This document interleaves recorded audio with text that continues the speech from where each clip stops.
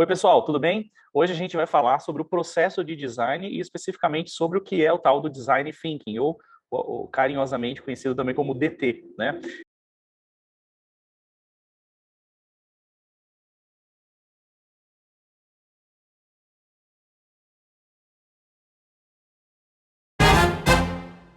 Eu queria apresentar para vocês esse processo, essa gravura, né, que traz aí se a gente pudesse sintetizar, né, a forma como os designers, os projetistas pensam, seria, né, essa figura diz muito sobre a cabeça de quem está inovando, né, de quem pretende desenvolver um projeto de inovação. Então, ela começa de uma forma caótica, então a gente observa que aqui existe um turbilhão, né, um movimento muito intenso, né, de vai e volta, e depois isso tende a se estabilizar e a gente tende a encontrar, digamos, a clareza e o foco para desenvolver e executar o projeto propriamente dito. Esse desenho que está aqui no fundo, esse monte de rabisco, ele foi proposto, foi criado, né, pelo Damien Nimmo, que é um designer famoso, na realidade o que ele está querendo retratar aqui é que a gente tem, nessa fase de início, muitas incertezas, né?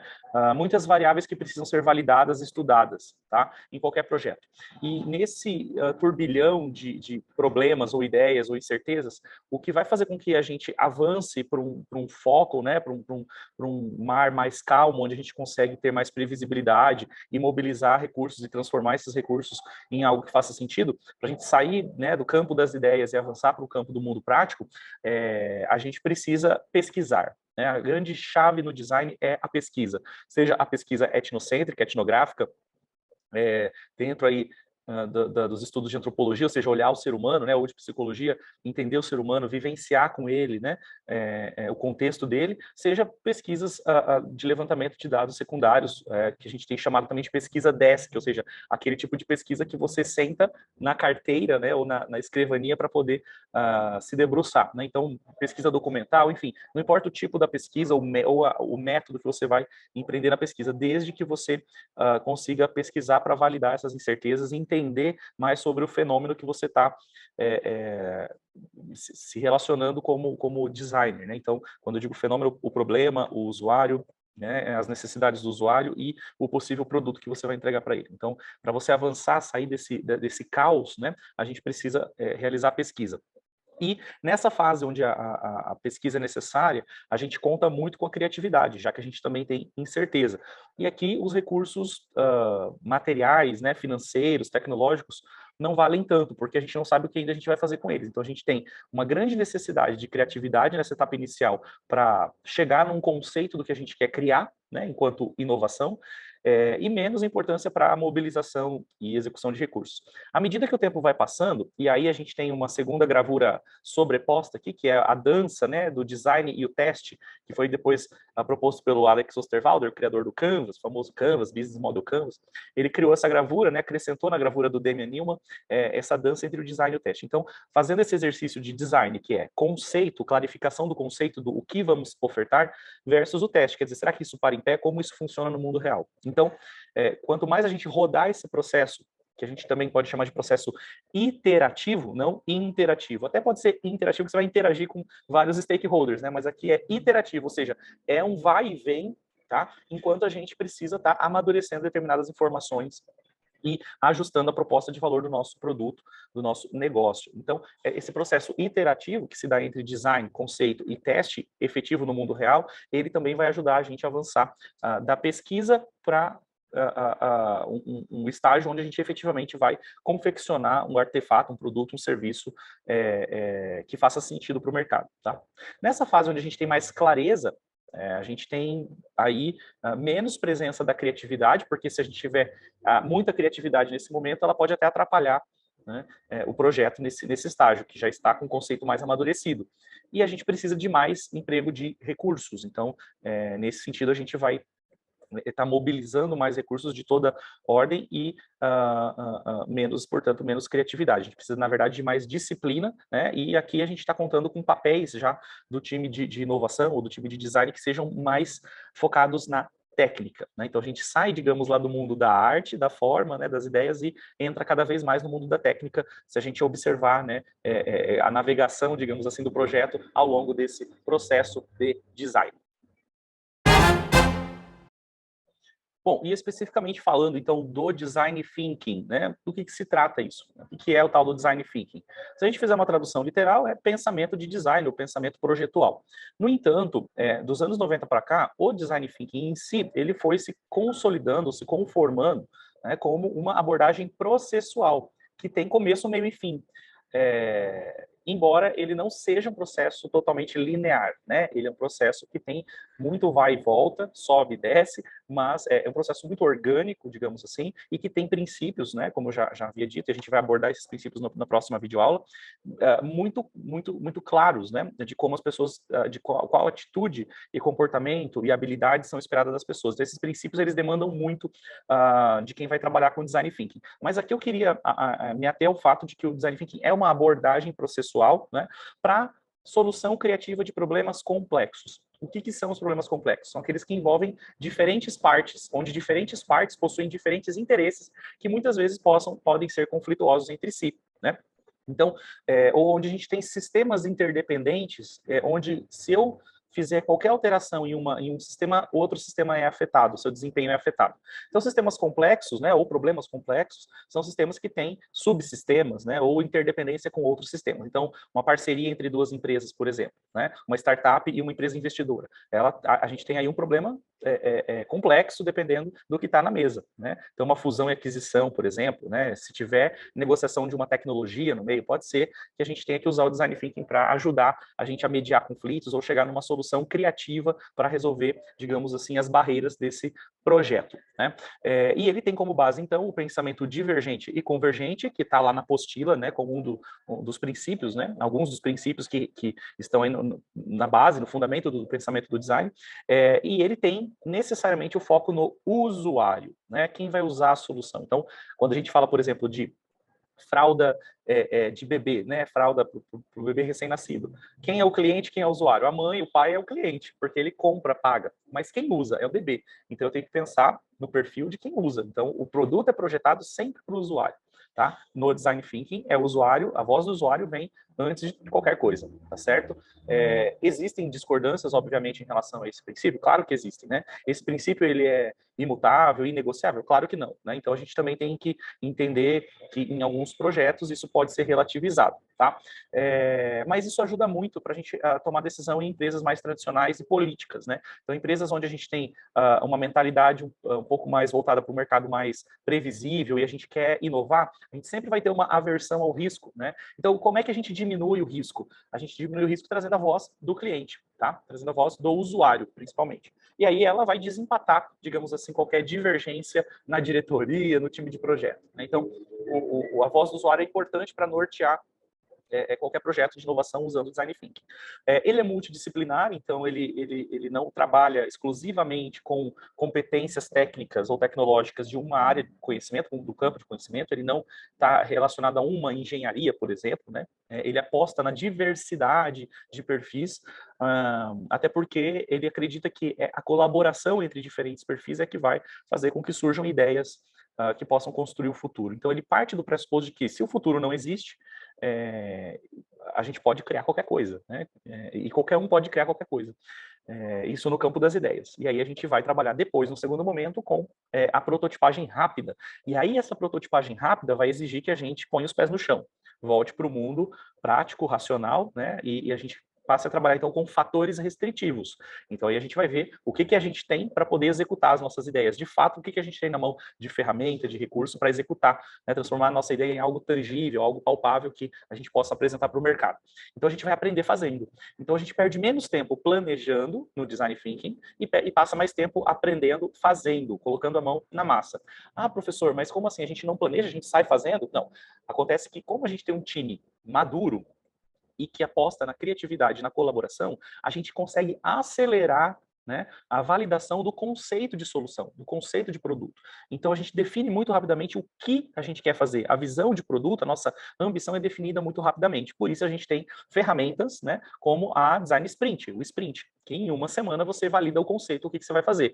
Antes, as empresas passavam aí 3, 6 meses pensando apenas, planejando minimamente os detalhes do que seria feito. E no Design Thinking a gente encurta esse tempo né, da questão da criatividade, e acelera ele já para o que a gente chama de prototipagem rápida. Então, usar os recursos que a gente tem para já colocar, né, o carro na avenida. Tá bom? Então, esse é a definição do design importante para a gente ter sempre em mente, essa definição que está na tela para vocês, para a gente ter sempre em mente quais são os principais elementos que constituem, né, o design thinking, ou pensamento projetual, tá certo?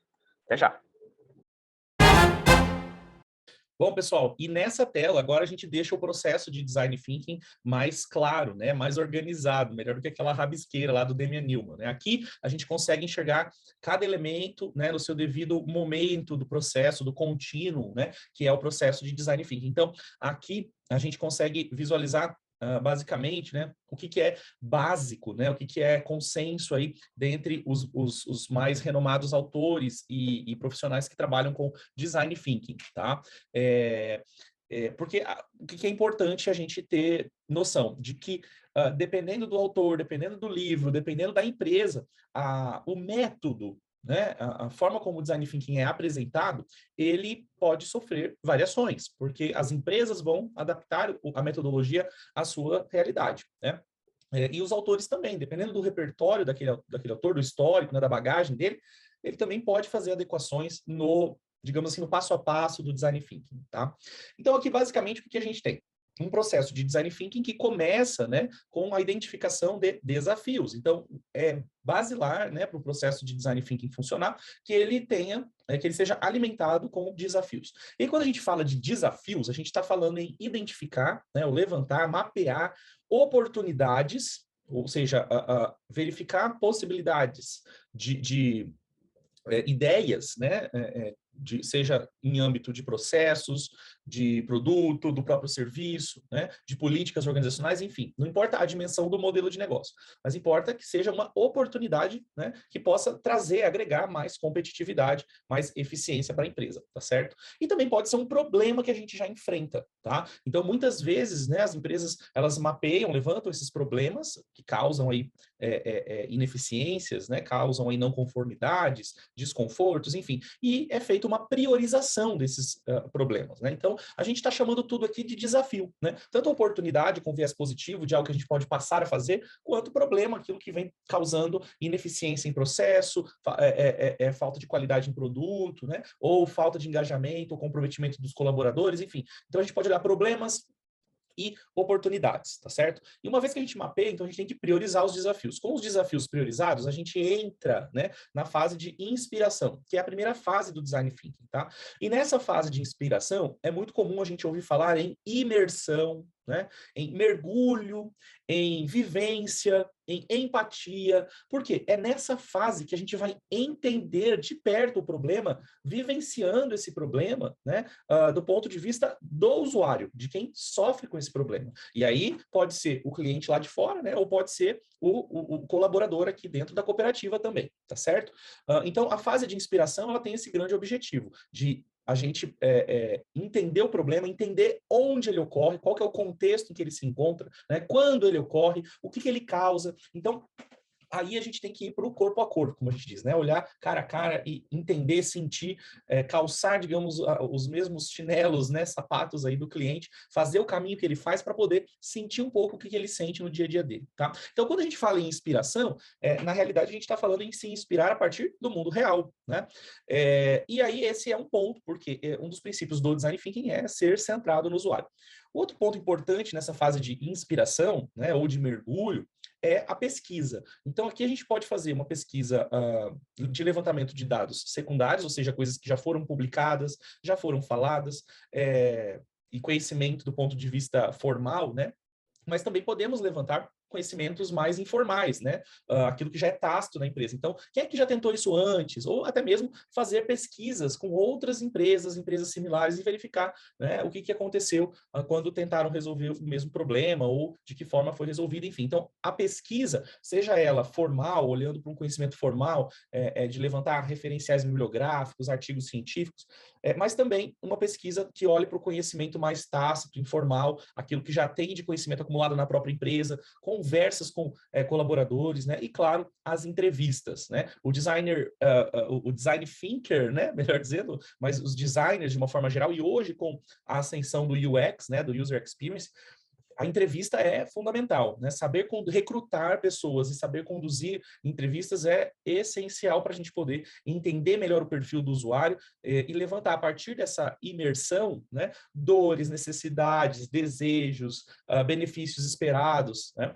Canais, né? Onde as coisas acontecem. Então, entender realmente como pensa, o que sente o usuário. Então, por isso que a gente chama de fase de inspiração. Bem, uma vez que a gente cumpriu com essa etapa, né, fez esse mergulho na realidade do problema, do desafio, a gente então tem insumos, né? Nós temos então elementos para a gente poder passar à fase de idealização, que é quando a gente vai gerar ideias, gerar possibilidades e selecionar as possibilidades mais viáveis para ser candidatas aí ao conceito de solução, tá? Então, aqui nessa etapa, a gente já sai um pouco mais da abstração e começa então, olhando para tudo isso que eu coletei, né, para essas informações que a gente levantou, o que a gente pode propor? Então, aí a gente vai apostar na criatividade e na colaboração do time de design para poder propor. E aqui o pensamento divergente, aquele que abre em várias direções, né, é essencial, porque aqui é importante a gente ter quantidade de ideias. Quanto mais oportunidades a gente identificar, melhor, porque nem sempre todas vão funcionar, nem sempre todas serão viáveis, tá? Então, a gente vai gerar possibilidades de soluções para resolver os problemas que a gente encontrou lá na etapa de levantamento de desafio, e até nessa etapa o que acontece, né? É importante a gente mencionar. Muitas vezes o problema muda, então a gente descobre causas para o problema. Então pode ser também que o problema sendo reenquadrado, a gente também começa a pensar em soluções mais ousadas, mais originais também, né? Então é importante a gente se atentar para esse fato, que quando a gente sai da fase de inspiração, o problema pode mudar. Então, por isso que a gente não pode sair... quando a gente fala sair fazendo, né, sair implementando, sair divulgando soluções aí sem antes passar pela fase de imersão, de entendimento, tá? Então, nessa fase de idealização, né, a gente vai idear, vai gerar ideias, mas também vai detalhar os conceitos, os candidatos a conceitos de solução. Quando eu falo conceito, é quando a ideia tem cabeça, corpo e membro, né? Você consegue olhar para a ideia, apesar de não ser um produto físico, ainda não é um produto que eu consigo pegar, ainda não tem as funcionalidades delimitadas, né? Então, mas isso eu consigo fazer um rascunho, consigo colocar isso no Excel, no PowerPoint, né? No Miro, tá? Então, a fase de idealização eu preciso entender quem é o público-alvo, quais as funcionalidades, como essa ideia vai interagir com o cliente, né? Com o que ela vai se parecer, quais são os requisitos. E também a gente já começa a esboçar nessa parte também a validação, né? Já começa a esboçar um plano de validação dessa ideia. Como é que eu valido isso em campo? Como é que eu conto com a ajuda do cliente, do usuário para validar e para melhorar essa ideia, para enriquecer essa ideia? E também já começamos a esboçar um plano para desenvolver essa ideia, se ela for selecionada, né? Então aqui a gente faz todo um amadurecimento da ideia e depois a gente começa a desenhar um plano de projeto, né? Então começa-se a planejar a forma como essa ideia vai ser efetivamente desenvolvida. E aí, na fase de implementação, sim, a gente começa a transformar recursos, insumos, matéria-prima em artefatos físicos tangíveis, né? Ou digitais. E nessa fase de implementação, a gente tem um esforço muito forte do time técnico, né, que tem a ver com a natureza do produto que a gente está desenvolvendo. Então, aqui a gente reduz, digamos assim, a criatividade e aposta nas habilidades mesmo de transformação de recursos, tá certo? Nessa etapa, a gente vai prototipar. E aí é importante a gente ter o conceito de protótipo muito claro, né? O protótipo é uma versão, né, do produto ainda inacabada, mas que já consegue colocar à prova algumas partes desse produto, algumas funcionalidades, né? Não é um mínimo produto viável, um MVP. O MVP, ele tem a sua funcionalidade bem acabadinha, ele serve para alguma coisa. Ele ainda não é o produto completo, mas ele já tem uma certa estabilidade, né? Ele já entrega valor. O protótipo dificilmente vai entregar valor, né? Ele ainda está mal acabado.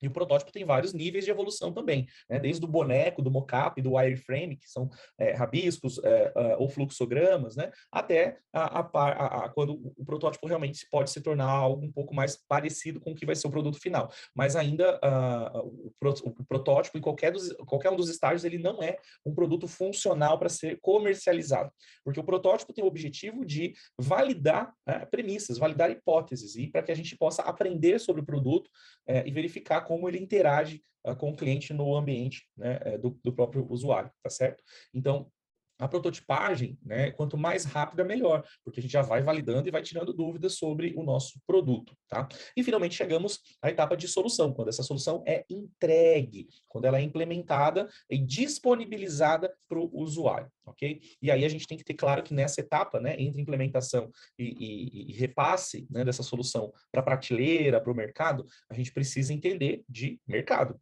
de canais, ativar os canais que a gente pensou lá atrás quando a gente planejou, né, a forma de interação do produto com o mercado. E aí tem um pulo do gato do Design Thinking, né? O Design Thinking, ele não pensa a solução de forma isolada do serviço, da experiência e dos seus canais, né? O Design Thinking, ele pensa de forma sistêmica, então ele vai olhar para o produto em si, né? Então, por exemplo, lá o carrinho do supermercado, né, que a gente viu no vídeo da IDEO, no vídeo 1 lá, recomendado, obrigatório aquele vídeo, né? Mas ele tem que pensar como é que esse carrinho vai interagir dentro desse supermercado, como é que o dono do supermercado adquire esse carrinho, né? Então ele tem que começar a pensar nessa fase de implementação, né? Como é que a gente vai ativar esses canais? Quem vai produzir isso? Tá? Quem vai entregar? Como vai ser o treinamento da pessoa que vai usar? Então, a passagem de bastão nessa fase de implementação, seja para as áreas, né, de negócio, então marketing, produção, etc., é essencial. Okay? A passagem de bastão precisa ser pensada e executada, senão a gente vai estar fazendo aquele design lá de 1940, que é só pensar o produto e empurrar. Né? E não é isso que o design moderno, contemporâneo, coloca, propõe para a gente. A gente precisa pensar o design no seu todo, né? Então, o produto é uma camada, o produto físico é uma camada da minha proposta, né? De projeto, de inovação, e a gente tem serviços e tem um impacto, né? Que ele vai gerar com os seus relacionamentos que o produto vai causar no ambiente. Então, a gente tem que expandir um pouco essa percepção sobre a interação produto, usuário e contexto do usuário. Ok?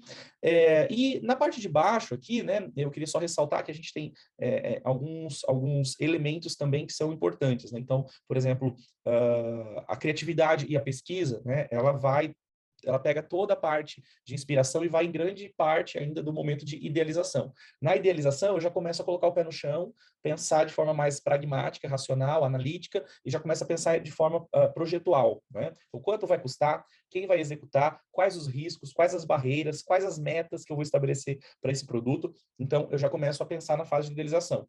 E o planejamento, ele vai dando naturalmente espaço para a execução e transformação dos recursos, ou seja, para a prototipagem, para o teste e para a entrega de artefatos que realmente possam ser avaliados, usados, enfim, pelo usuário, ok? Então, essa figura ela é bem importante porque ela resume bem, né, o processo, né, que é proposto pelo Design Thinking, tá certo?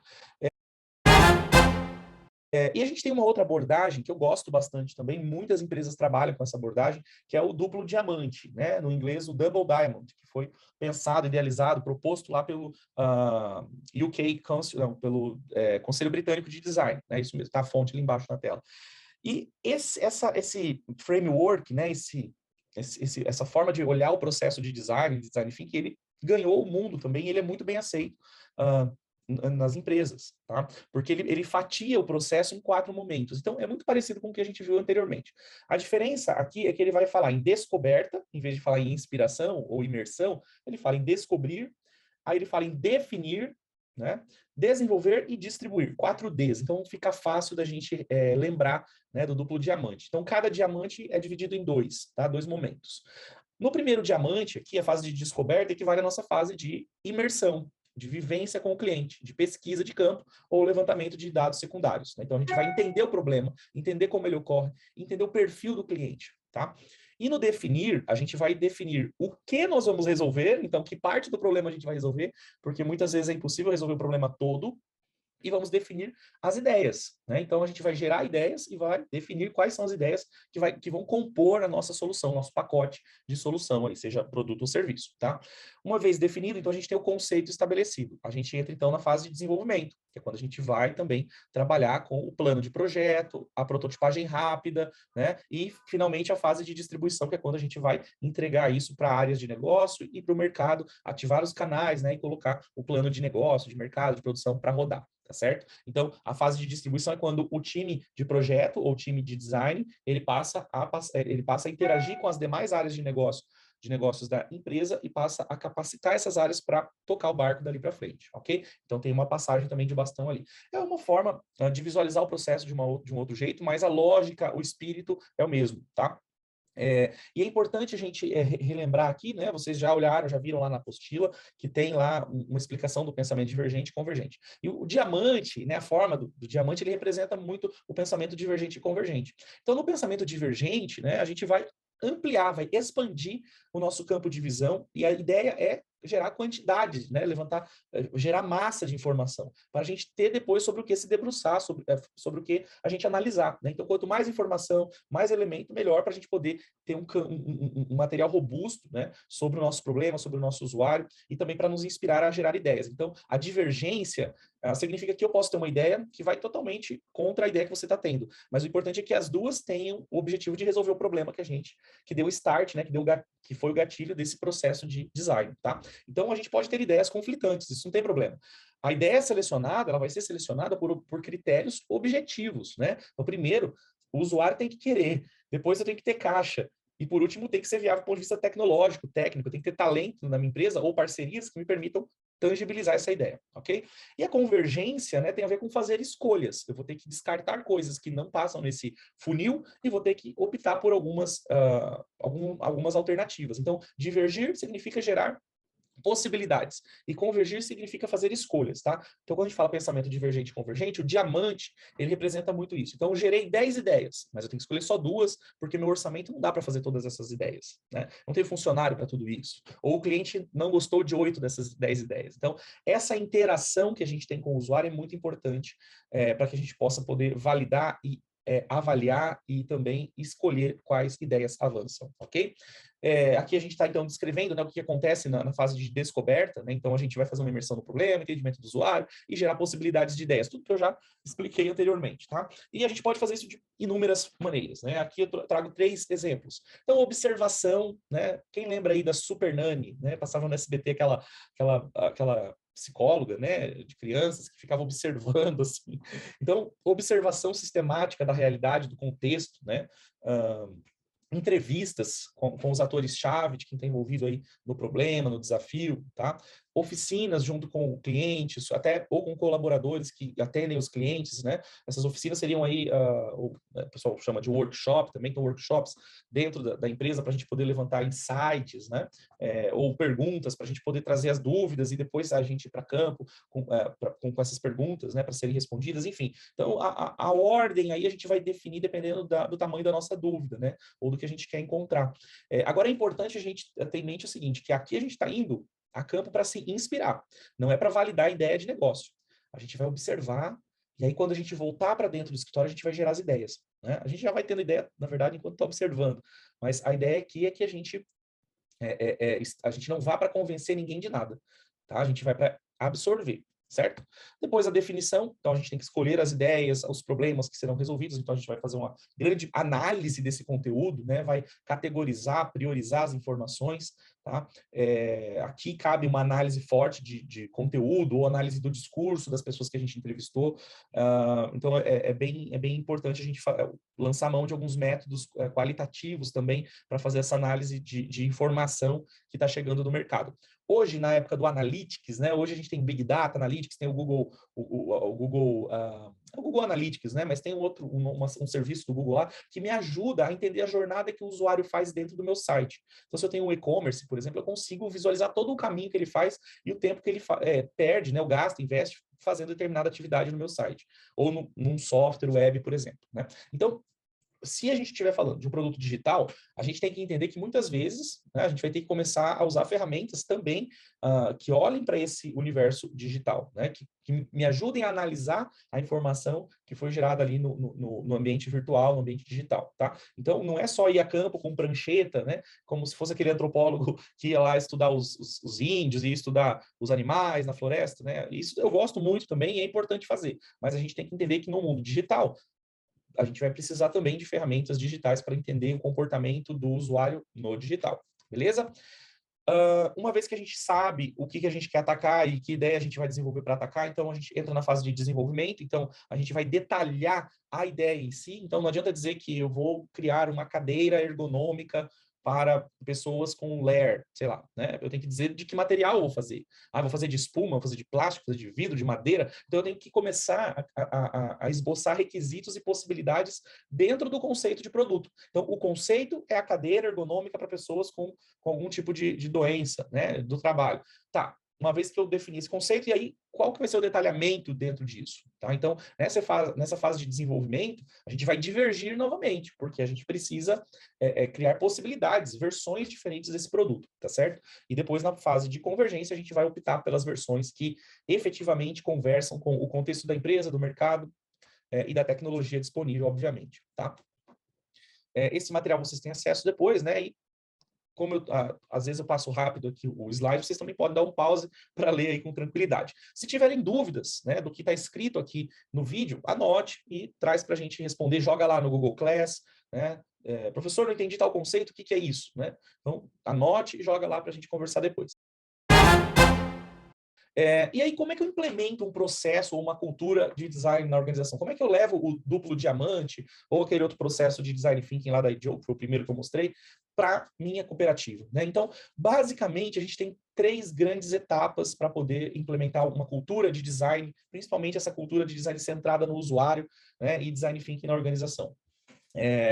O design tem muito a ver com comportamento e com atitude, né? Muito mais do que com métodos e ferramentas para criar artefatos, né? Então, uma coisa é a gente capacitar tecnicamente a equipe. Então, ensinar Figma, né? Figma, anotem aí, né? Um software para criar interfaces, para prototipar aplicativo, né? Ou Adobe XD também, né? Adobe XD. Uma coisa é eu pegar, né, e contratar lá alguém para vamos colocar aí um UX designer, né? Tem que ser alguém formado, sei lá, alguém formado em marketing, publicidade, design gráfico, web design, e aí ele tem que ter formação em Figma, em Miro, né, no Miro, saber mexer no Miro e tal. Beleza. Uma coisa é isso, né? Hard skill, ele sabe manipular a ferramenta. Outra coisa é ele ter uma postura de colaboração com o time. Ele tem inteligência emocional, ele ter humildade para entender a hora de fazer ou não uma crítica e saber fazer a crítica de forma que ela seja propositiva, né? E que não derrube a moral, o ânimo da pessoa que está né, que tá do outro lado. Então, esse tipo de habilidade, né, que a gente pode chamar de soft skill, né, inteligência emocional, liderança situacional, comunicação assertiva, né, isso daí não é tão direto e reto, né, não é tão simples, objetivo, quanto a gente pegar e colocar lá no recrutamento, precisa saber Miro, porque isso aí o cara aprende, Miro, Figma, XD. Agora, essa outra parte soft, né, de saber interagir em um time multidisciplinar, lidar com pressão, com prazos, tudo isso, isso aí tem a ver com um processo gradual de adaptação, né? Então, quando a gente olha para os princípios de design, que é a próxima videoaula, a gente vai ver lá que são 16 princípios. Então, por exemplo, não hierarquia, né? Você conseguiria trabalhar num time sem supervisor, sem gerente? Será? Né? Você tem que ter maturidade para isso. Então, esse tipo de coisa, né, não acontece da noite para o dia. Por isso que a gente tem, então, 3 grandes etapas aí, né, ou fases, para implementar essa cultura na empresa. Então, de baixo para cima, a evolução, né, da maturidade da empresa em design e a recorrência que isso acontece. Então, engajamento, engajar as pessoas nessa cultura tem que ser perene praticamente, né? A gente tem que fazer isso de forma contínua, tá? Falar de design centrado no usuário sempre, né? Falar sempre, trazer casos, ferramentas, exemplos, né, que retratem bem o que está acontecendo e também desafios, né? Fora outros possibilidades como palestras, enfim, cursos, viagens, trocas, né, espaços, comunidades de troca, enfim, o engajamento, né, é muito importante, tá? E aqui eu queria ressaltar só um ponto. Se a liderança não compra, ninguém mais compra. Vai ser fingimento, tá? Então, engajamento é importante. Segundo nível, quando a empresa está engajada, ela acredita que uma cultura centrada no usuário é possível, né? Quando ela sabe que o método funciona, ela acredita, ela está apaixonada, né, no método, na proposta, nos princípios, aí a gente vai para a fase de aprendizagem. Aí, sim, a gente vai capacitar as pessoas. Então, no que eu tenho que capacitar as pessoas? Eu tenho que capacitar as pessoas para elas irem a campo fazer entrevista. Né? Fazer entrevista não é simples. A gente precisa de uma metodologia, um protocolo. Como é que eu crio protocolos de entrevista? Então, a gente vai ter que aprender isso na etapa de aprendizagem, porque é técnica, né? A gente vai ter que aprender a fazer para reproduzir. Então, como é que eu uso o próprio Adobe XD para criar aplicativo, se for o caso, né, de ter alguém no time de design que vai criar telas, né? Ou se for até uma indústria, uma grande indústria automotiva, por exemplo, né? Ou uma cooperativa de laticínios, né? Então, pô, tem que ter alguém ali que vai saber fazer o queijo, né? Entender pelo menos do processo do queijo. Então, senão, como é que o time de design vai pensar novos produtos se a gente não tiver um amparo técnico, né? Da natureza do produto núcleo ali da empresa. Então, essa questão da aprendizagem, ela tem a ver muito com a natureza do negócio, mas também tem a ver com a aprendizagem de técnicas e ferramentas, né, próprias do design, do mundo do design, tá? E também fazendo a ponte com o negócio da empresa. Isso é muito importante, tá? Enfim, então para cada momento lá, então a gente falou inspiração, idealização, implementação, a gente tem que olhar quais ferramentas e métodos a gente pode capacitar as pessoas, né? Então tem que aprender brainstorming, por exemplo, tem que aprender a gerar ideia, né? Será que eu sei gerar ideia? Tem que aprender, né? Então é na fase de aprendizagem, tá certo? E o último, e finalmente, é a estruturação, que aí quando a gente vai organizar um time, contratar um time, formalizar esse time, ou esse escritório, ou essa área de design na empresa. Então o design passa a ser formalizado, a gente tem papéis formais, bem definidos, né? Então ele é UX designer, né? Ele faz tela de aplicativo, ele é business designer também, que é uma outra função aí dentro do mundo do design. Ele faz modelagem de negócio, né? Ele entende o ambiente competitivo, entende os canais. O outro lá é service designer, ele vai pensar na experiência que o cliente tem nos seus diferentes canais aqui da empresa. Então, quando a gente começa a formalizar, a definir melhor a estrutura que esses designers terão na empresa, quando a gente dá uma infraestrutura para eles trabalharem, então a gente adquire um software, por exemplo, adquire uma impressora 3D para prototipagem, né? Faz lá um Fab Lab bacana para a gente poder fazer prototipagem, dependendo do negócio. Então, aí sim a gente entra numa fase de estruturação, mas a gente só entra nessa fase de estruturação quando a gente se sente seguro, né, de que a gente aprendeu e que agora a gente pode começar a pilotar projetos a partir da metodologia ou das metodologias do design. Tranquilo? Bom, pessoal, era o que eu tinha até agora, né, para falar um pouquinho sobre o processo de design e design thinking. Então, a gente definiu o que é design thinking, definiu o processo de abordagem processual que o design thinking traz, né? E eu gostaria de destacar, e também falamos um pouquinho agora de como construir ou implementar essa cultura. Eu só queria destacar realmente, né, aqui que não é um processo totalmente linear. A gente tem idas e voltas, né, e vindas, né, porque o design ele trabalha com essa flexibilidade. Se a gente tiver que matar um projeto, é melhor que a gente mate ele antes. Quanto mais rápido eu errar, mais rápido eu entender que isso não vai para frente, melhor. Estou economizando recursos para a empresa e estou salvando a empresa de gastar mais dinheiro se ela levar um tombo muito maior lá na frente. Então, por isso que a gente fala muito de prototipagem rápida. Valida com o cliente, valida com o cliente. Tira o bumbum da cadeira e vai lá falar com o usuário, mostra para ele. Porque às vezes a gente está viajando na maionese e a gente demora para pôr o pé no chão, por perfeccionismo, por medo de descontinuar um projeto. Então, o design thinking vai mudar essa cultura, né, de planejamento eterno, de perfeccionismo do planejamento. A gente vai para a rua validar o que o usuário pensa, quer, sente, e aí a gente vai acelerar essa fase de validação do conceito de produto e matar o projeto. Às vezes ali onde ele está nascendo, a gente já mata, porque daí não precisa gastar dinheiro nem fazer as pessoas perderem tempo com algo que o mercado ainda não está preparado. Beleza? Gente, até a próxima videoaula número 5, onde a gente vai aprofundar os princípios do Design Thinking. Até lá!